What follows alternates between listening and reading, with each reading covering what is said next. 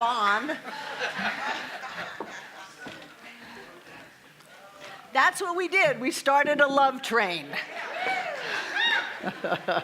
Happy anniversary.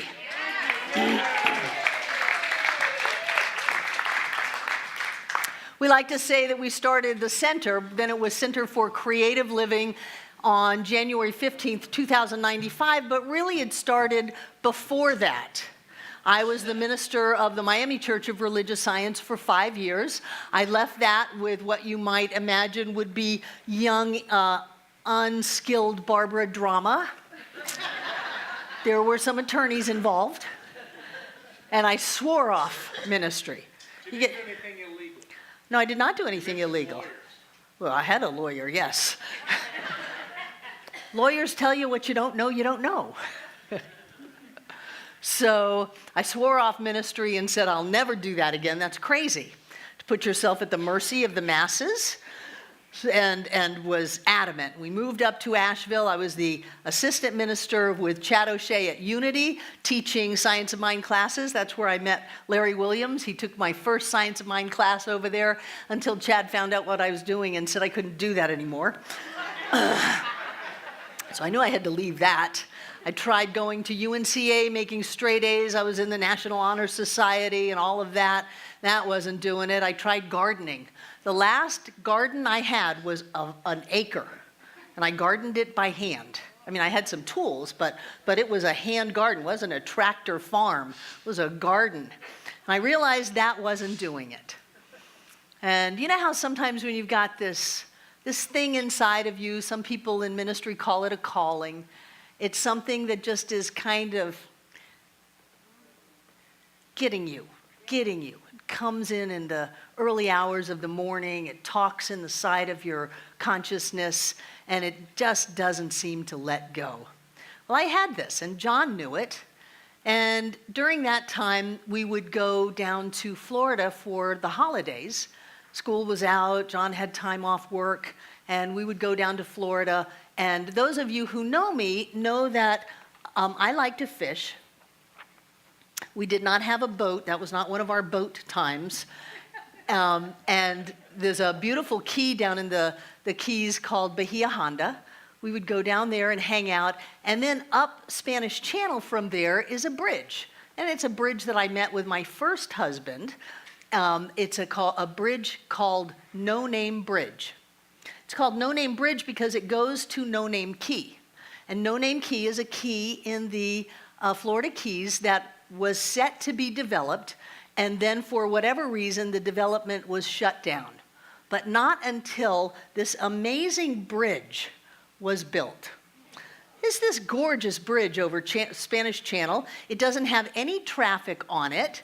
It's right out there in the flats. There's no traffic to worry about. Usually it's covered with people fishing. And so we would go up there and we would fish. We'd catch little things. We would fish. I just wanted to smell stinkiness, and bait and stuff like that. And every so often, John would look at me before that and go, "Are you ready?" And I would go, "No." "Do you want to?" "No." "Are you thinking about it?" "No." And then up on that bridge one day, in one night, 1994, at the end of the year, he looked at me. And I looked at him, and I just knew I was never going to get away from this feeling inside of me that I had something important to do without saying yes. So I looked at him and I said, "Yes, okay, I'll do it. I'll do it." And we came back from the Keys and sent out a little Xeroxed flyer to the people that we had met up here. And that's John and me back on January 15th, 1995. And those are the people that showed up. Where's the pointer? Is it this one?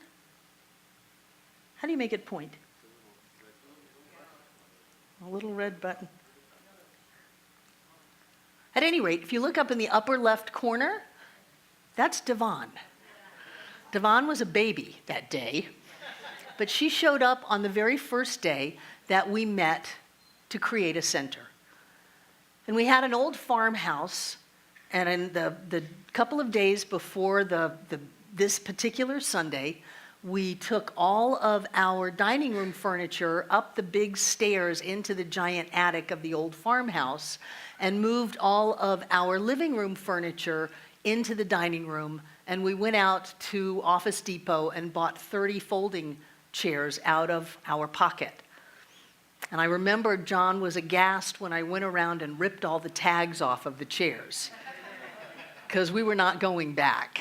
We were not taking chairs back. We were doing this, and whatever it took, we would do it. And so we met in that house for about 3 months. Our music program was a boombox, and our children's program was just letting the kids run around. It was a fascinating time of people knowing something was happening. The way that life unfolds is that when we moved into that farmhouse, we had moved out of an old trailer. This was all John's uncle's property.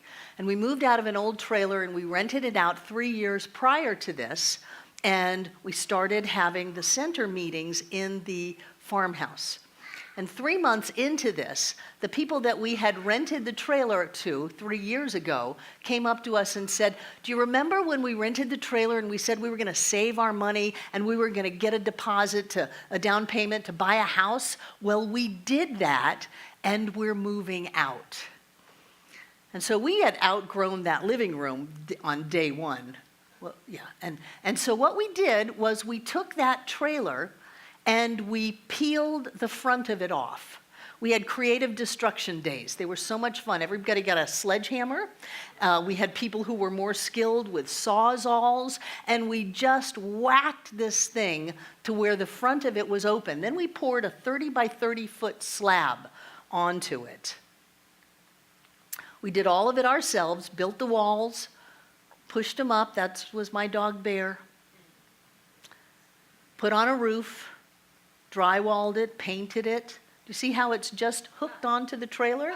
These people who say you've got to have a fancy room to do spiritual work, that's crazy. You do the work wherever you can. And so we created Center for Creative Living. And we met in this place for 5 years.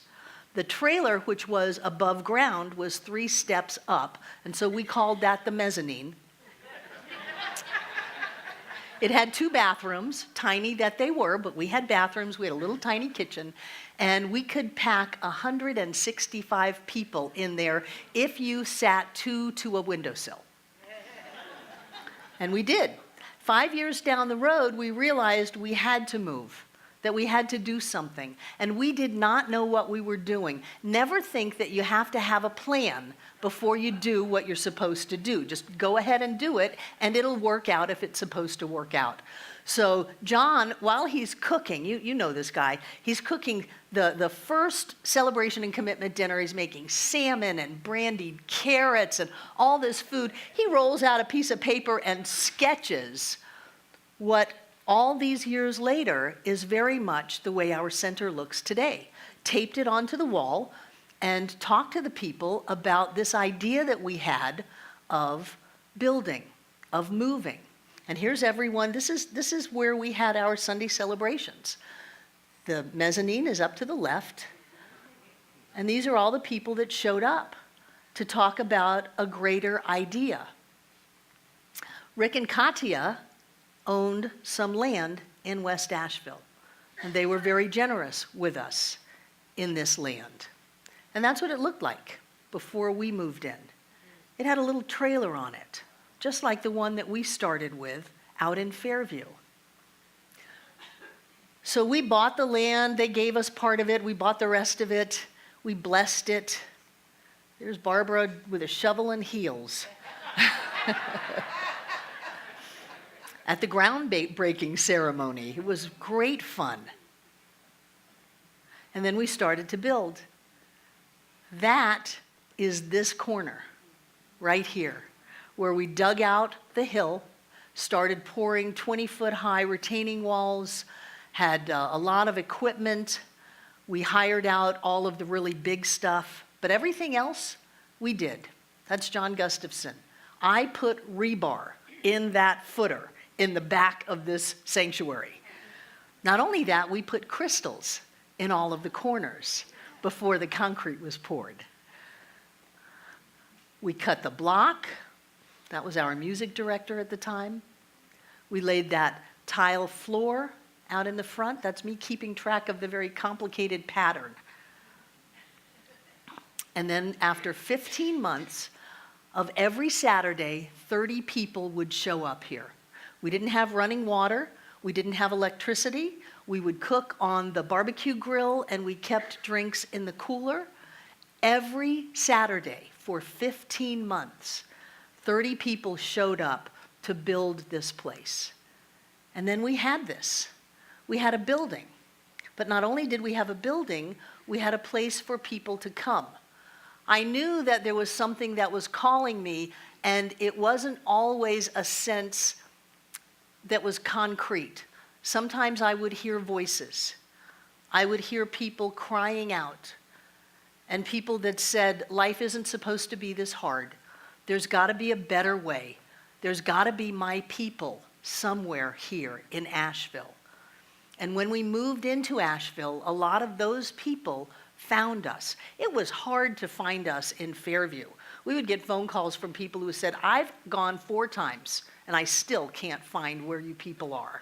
And so we moved into Asheville and people found us. We brought in guest speakers, my beloved Edwin Gaines, Ken Gordon, spiritual leader, Kathy Hearn, former spiritual leader, Molly Cameron, Lloyd Tupper, Mary Jean DeRusha, our dear David Alt from Atlanta. We had board breakings. Will Rockingbear, my Native American teacher, led us through many, many ceremonies. Devon Embler, there she is on the right, had us jumping off rocks. It's amazing.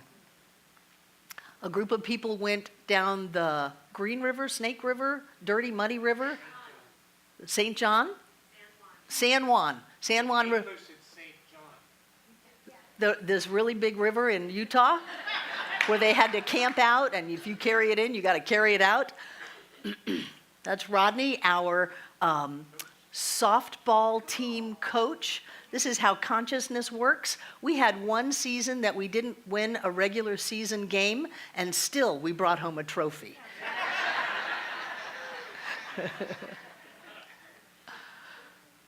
We did hiking and graduated the youngest Practitioner 1 student in the world. That's Isaac Rubin. He was 11. He would be in my classes, and he's 11, so he couldn't sit still. So he would just stand up and grab hold of the back of the chair and just kind of jump from side to side. But he would look at everybody and say, money's easy. You want money? I'll treat you. And people were signed up for months to have this kid treat them because he could demonstrate a car. He could demonstrate money out of the blue. He would treat for the children at Fairview Elementary School in the playground. They would come up to him and he would do 5-step spiritual mind treatments for them in elementary school. I was very proud of him, and then puberty hit and we lost him.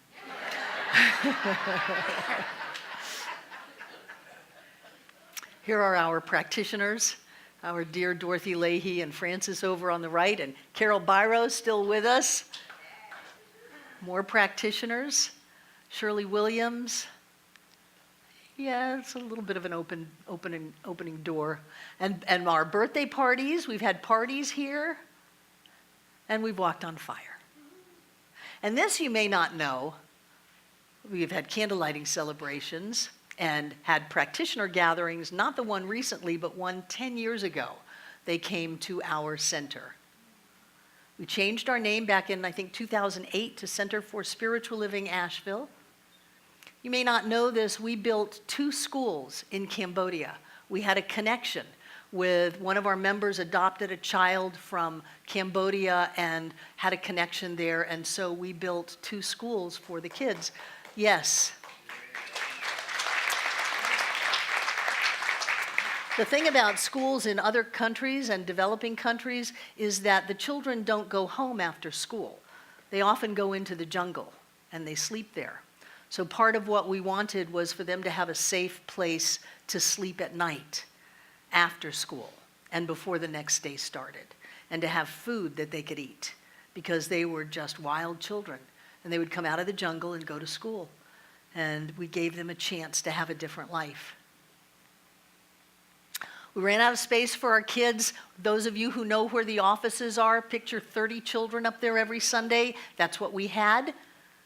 And so we negotiated the purchase of the land next door. That's our exit drive, which goes through that land. We cleaned it up. Tifton Haynes had a tractor he brought over.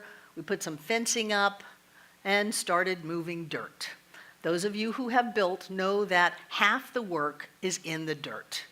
And dirt is a lot of building. We had to dig out the area next to that 450-year oak tree. We got into quite the heated discussion with our architect who wanted to take the oak tree out. And because of that, we ended up changing the building and berming it in and keeping the oak tree, which was ours to do.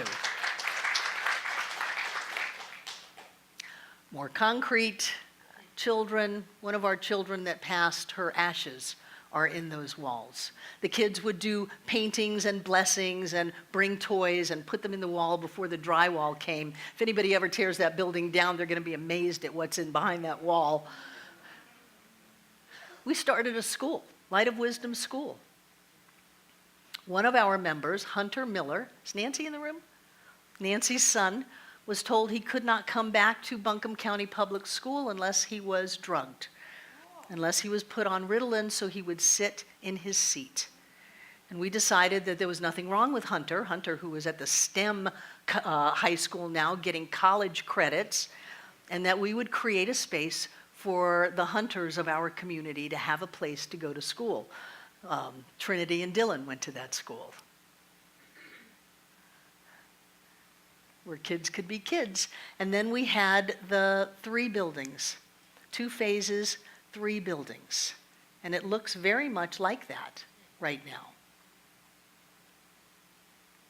But sometimes people think, why am I going backwards? All it's doing is going forward. Well, both of them are going forward. Judith, will you take me back to the picture of the outside? There. Some people think that what we've done here is built a building, and that what we've done here is, gotten 5.5 acres of land, built a house, built a building, and we've got this wonderful campus. But the campus doesn't mean anything without the people that have come through our doors. And when I look back on all of the people who have come through these doors, we have not hundreds of people, but we have thousands of people that have come through these doors. We have thousands of people that have been members of this center, thousands of people that have learned these teachings here at this center. Babies have been born and grown up at this center, all because we have a roof and a place to be. Some people say, why don't you make it pretty on the outside? I don't really care what it looks like on the outside.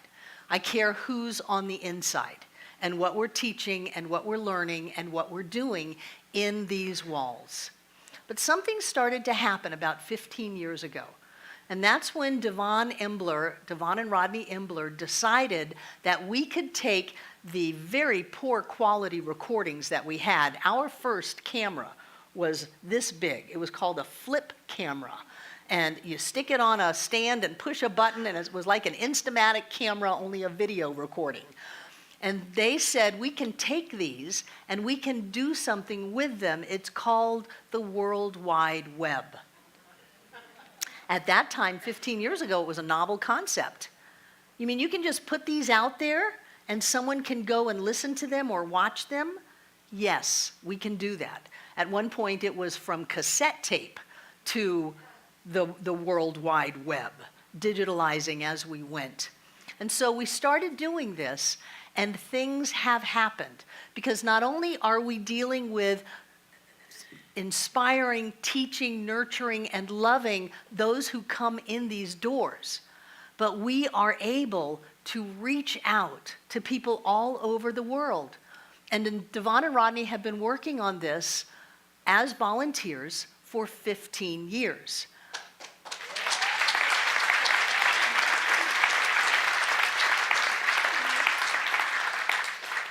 And I'm so happy to announce that Devon has come on staff as of January 1st.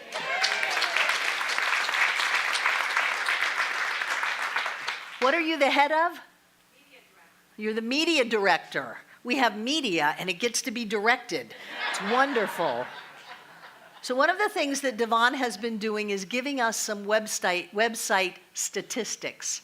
And a couple of months ago, I said that we are reaching out to countries that I didn't know we would reach out to. Other than the United States in October, we are our biggest country to be on our website was Bulgaria, China, and India. And then in November, which was last month, it was Bulgaria, China, and Korea. Korea. And then last month it was Bulgaria, China, and France. I don't know what we've got going on with Bulgaria and China, but we've got something going on. Those of you watching from Bulgaria and China, yay!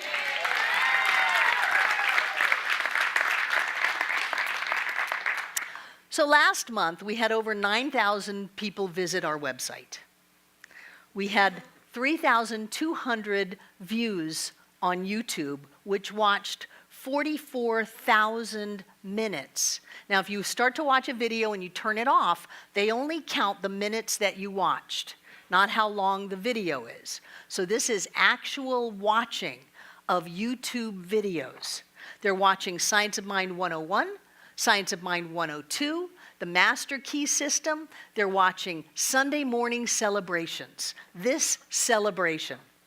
We have over 1,500 people who subscribe to our YouTube channel.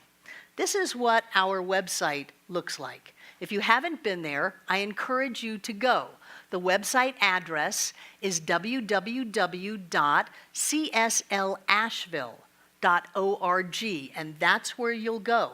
And from there, you'll start opening up pages. This thing about opening up pages is very interesting. In October, we had 51,000 pages opened on our website. In December, we had 102,000 pages opened on our website. 102,000 pages opened on our website. Our website. This is our YouTube channel. If you go there, you'll be able to click on classes, click on Sunday morning celebrations. There are playlists that are set up, so when one ends, the next one will start, and you can be a part of this. But what I am so amazed at is that from that surrender of saying, yes, I will go back into the lion's den. I will throw caution aside and trust again that all is an outpicturing of my consciousness and all is well. That from doing that and from all the blood, sweat, and tears that John and I have put into this center, that we have been able to change the lives of thousands and thousands of people here in this center. I believe we have changed the lives of millions of people around the world. We have our first Spanish book, La Mente Creativa, on our website with more to come. We are reaching out to Bulgaria, to China. I don't even know how they can get on our website because their World Wide Web is so censored that they're not really allowed just to look around the world and see what's going on. But they managed to find our website. We have been able to do something that a lot of people talk about. And you know, it's not, I'm going to wait till I've got something more than a trailer to start with. I'm going to wait till I've got something more than a living room to start with. No, we get to start right where we are. If we're here, it's our perfect and right place to be. And this is where we work, and whatever is in front of us is ours to do. From this point, 24 some odd years ago, We have done great and glorious work. And sometimes when I see these figures, 102,000, can you imagine if the 15,000 people between YouTube and the website wanted to come in and visit us? We have no place for them. We have no parking for them. We have no seats for them. But somehow we can do this, and because we're willing to show up and we're willing to support this amazing mission of this center, which is to lift the consciousness of the entire world so that people know that there's a power and a presence within them that can rise above any condition, answer any problem, heal any illness, change any circumstance. We're willing to show up to do that. We can leverage that into millions. And so when I see these statistics and when I look around and hear all the stories of people, not only in this room, but people on the web, Hella just moved here from Phoenix. She found us on the web, she sold all her stuff, and she moved here. And here she is being a member today.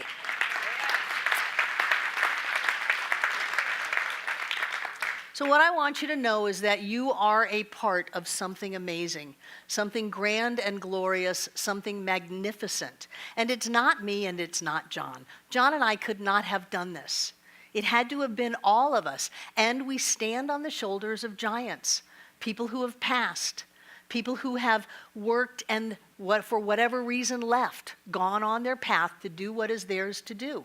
But simply by being a member of this center, simply by being a part of this center, simply by supporting this center, we make change that has no bounds. And I always knew that there was something important for me to do. But frankly, I never knew it'd be this big. And so it is. Thank you.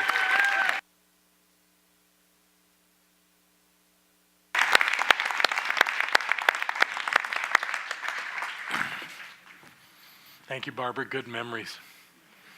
So I happen to know that we have some people in the room for the very first time today. If you're here for the first time, would you raise your hand so we can say hi? Welcome. Thank you so much for being with us and coming with such wonderful people. Remind me your name. Julia, right. Thank you, Julia, for being with us. And over here, welcome. Thanks for being with us. Thank you all for coming and being with us today. The card that you're receiving, if you fill that out and give it to us, we'll let you know about some of the wonderful stuff that happens here without inundating you with stuff. But we love to let people know what we're doing, and we're delighted you found your way here today. Thank you so much for being with us. That being so, let's have our prosperity acceptors come forward, and we'll take out what we're going to give.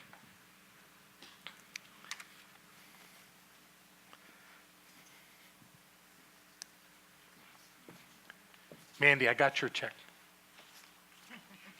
A lot of you I know give through the mail, and if you do, there's always the cards, laminated cards on the Welcome Center that you can put in the basket if you'd like to. Mandy is one of those that does that. Barbara's and my checks are in here. We're good to go. So let's know the truth about this moment, that the presence and the power of the One is right here, right now. It always has been, it always will be. It dwells in our every thought, our every action, including the flow of our money. Our money is the divine substance, like everything else. And we have the ability to manipulate it, to bring it to us, to send it off. And when we offer some of that money to this center, everyone is blessed. And we are able to do the things that we do, including this amazing outreach into the world through the World Wide Web. And all the other wonderful things that we are able to do. So this dynamic flow of spirit as our money truly makes a difference in the life of this center and the lives of many people in this world. Because of that, we are blessed. And we continue that flow and that circle of blessings on and on and on forever. And as we do this good work and receive these blessings, the world continues to become a better place.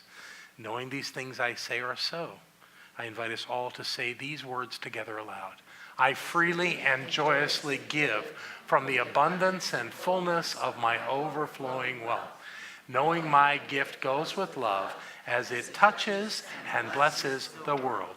And so it is.